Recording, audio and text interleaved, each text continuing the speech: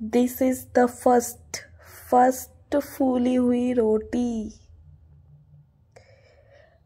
आटे को गोल करते जाओ करते जाओ करते जाओ।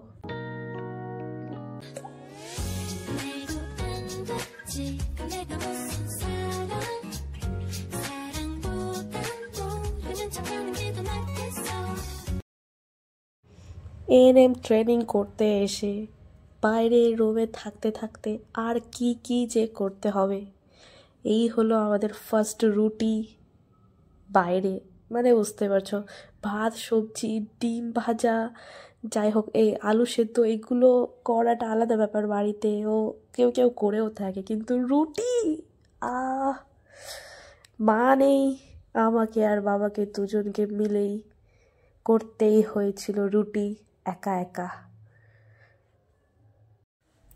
আটাটা আমি মাখিয়েছিলাম, গরম জল দিয়েই মাখিয়েছিলাম। তারপরে পাপা বলল তোমাকে কষ্ট করে আর বেলতে হবে না, বেলে নিচ্ছি আমি, তুমি শুধু সেঁকে নাও রুটিগুলো। তো এটা প্রথম রুটিটা তো একদমই ফুলেনি, মানে কি আর বলবো, যাই হোক। তারপরে এই তো রুটির আটাটাকে আর কি গোল করার আবার প্রসেস চলছে চলছে চলছে, এতক্ষণ ধরে চলছে যে কি আর বলবো, এখনো চলছে। হ্যাঁ, এবার শেষ হলো। আর এই লাস্ট আটাটা, একটা আটার বিন্দুও যেন বাদ না যায়, বাকি না থাকে, সেই চেষ্টাটা আমার প্রথমে ছিল। তারপর আমি ভাবলাম ও থাক, আর করতে হবে না। তারপর আবার পাপা ভাবলো না না না, একটা বিন্দুও বাদ দেওয়া যাবে না, একটা বিন্দুও নষ্ট করা যাবে না, অপচয় যেন না হয়।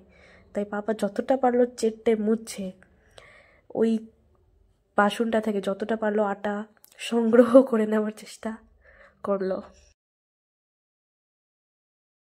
আর আমার আর পাপার চিন্তাধারা আর কথাবার্তা কথোপকথন এই চলছে যে হ্যাঁ এইবার পাল্টাতে হবে, এইবার গ্যাস কমাতে হবে, এইবার বাড়াতে হবে, এই আর কি টেস্টিং করার পরে শেষমেশ একটা রুটি ফুলেছিল।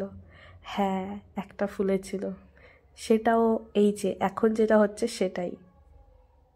এইটা দেখে আমি এত খুশি হয়েছিলাম যে আমি ক্যামেরাতে কাছে এনে দেখিয়েছি যে হ্যাঁ আজকে একটা রুটি ফুলেছে, দেখো সবাই। তারপরে এইভাবেই আর বাকি রুটিগুলো ফুলা না ফুলা, এইভাবে রুটি না ফুললে কি আর ভালো লাগে। এইটা তো ছিল ফার্স্ট দিন, এবার আমি পরে আরও চেষ্টা করব, সেইগুলো তোমাদের দেখাবো। পরপর ভিডিও আসবে, ডে 1 ডে 2 করে। আশা করছি আমি 7 দিন করার চেষ্টা করব পারফেক্ট রুটি করার। আর সেই ভিডিওগুলো দেখার জন্য তোমাদেরকে সাবস্ক্রাইব করতে হবে, চট করে সাবস্ক্রাইব এক্ষুনি করে দাও। আর আমাদের ডিনারও হয়ে গেল। Tata, good night.